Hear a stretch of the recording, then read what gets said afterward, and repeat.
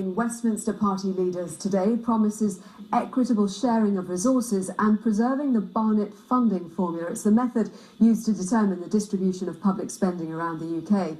The formula is named after the former Chief Secretary to the Treasury, Joel Barnett, who came up with the plan as a temporary measure in the 1970s.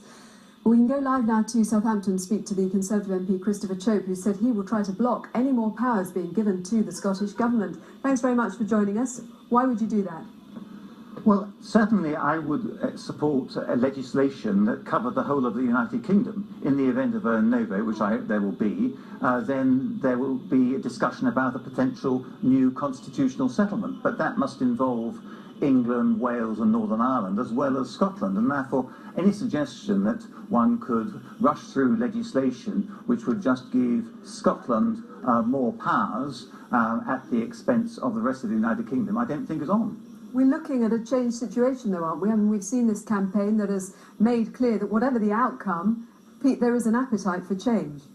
Well, I don't know. It would depend on the outcome. But let's remember that the terms of trade initially were between a yes vote for separation or a no vote for the status quo.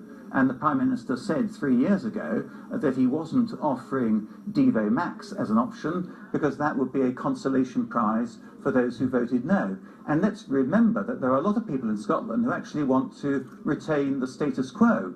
And in the light of the announcements by various party leaders, I wonder where they stand now. Are they going to be expected to abstain, or are they going to vote no? You can't change the terms of trade on a referendum just on the eve of that vote, particularly when many postal votes have already been cast. And we know that the party leaders are not speaking for the government, because the government does not have a policy on this. That was confirmed in the House of Commons last week, and was why the government did not answer questions about it. William Hague made it clear that it's just the party leaders, and we don't yet live in a country where you have legislation by presidential decree. Legislation is dealt with by our parliamentary democracy. The House of Commons and the House of Lords are working together. And presumably it would have to go through that process anyway, in the event even of a no vote. Of course it would, yes. Yeah, so that doesn't change. But